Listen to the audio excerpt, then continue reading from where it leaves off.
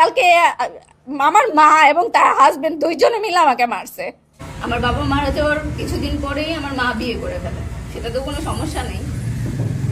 26 বছরের একটা ছেলে বিয়ে করে, সেটা আমরা জানতে পারি না, প্রায় 1 সপ্তাহ পরে জানতে পারি। 1 সপ্তাহ পরের ঘটনা হচ্ছে আমরা আসার পরে সে আমাদের বাড়ি থেকে তাড়িয়ে দেয় যে এই বাড়ি তার, সে এই বাড়িতে থাকে।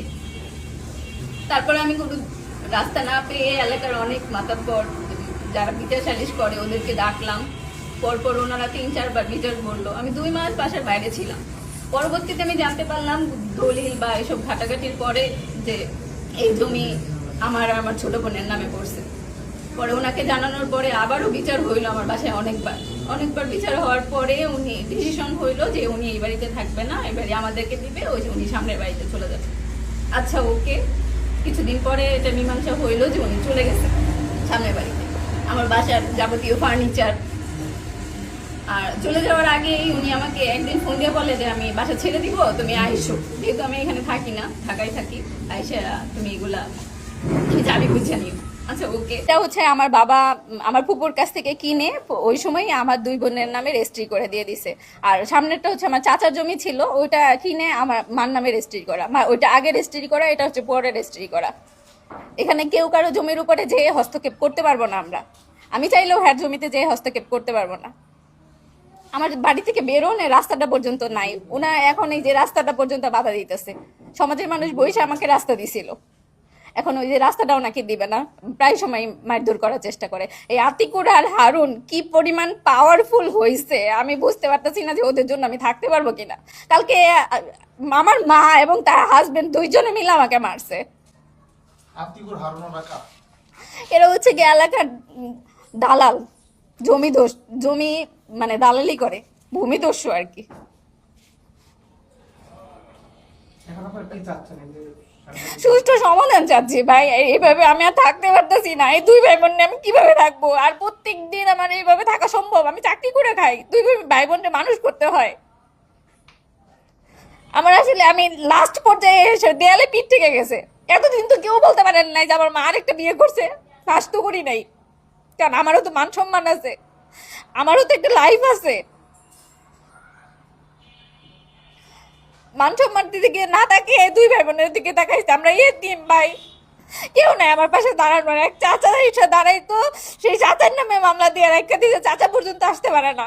চাচতো ভাই আসে নাই কোনো কিছুতে, তাও চাচতো ভাইয়ের নাম দিছে। যে হাজবেন্ড আমার সাথে ছিল সেই হাজবেন্ডের ভুক্তভোগী করছে। এই ছেলের কি দোষ? আমার মা প্রতিনিয়ত ওরে বকাবাজি করে খারাপ ভাষায়। আচ্ছা, আপনি একটু আগে বলেছিলেন যে আপনার বাবার কবর সহ জমি। হ্যাঁ, আমার বাবার কবর সহ আমি বিক্রি করে দিয়েছে। বাবার কবরটাও নাই, আর বাবার কবরটাও আমি রাখতে পারবো কিনা আমি জানি না। ওনার প্রতিনিয়তই থ্রেট দিতে থাকে। ওনারা মাঝখানে ওই জমিতে যখন বাধা ক্রিয়েট করছে, 10 লাখ টাকা চাঁদা দাবি করছে, এটা নিয়ে আমার কমপ্লেন করা আছে। বাসায় এসে ভাঙচুর করে। আমি শুধু বলবো না, এলাকার সবাই জানে এটা। আসলে মহিলার বয়স তো 50, আর ছেলেটার বয়স মনে করেন তার মেয়ের বয়সের বয়স। এখন ওই ছেলের কাছে বিয়ে হয়েছে, এরা হয়তো ভালো লাগে না, মেয়েগুলার দেখতে পারে না, এই আর কি। মেয়েরা তো এমনি ভালো দেখি, মেয়ের কোনো আমি কোনো সমস্যা দেখি না।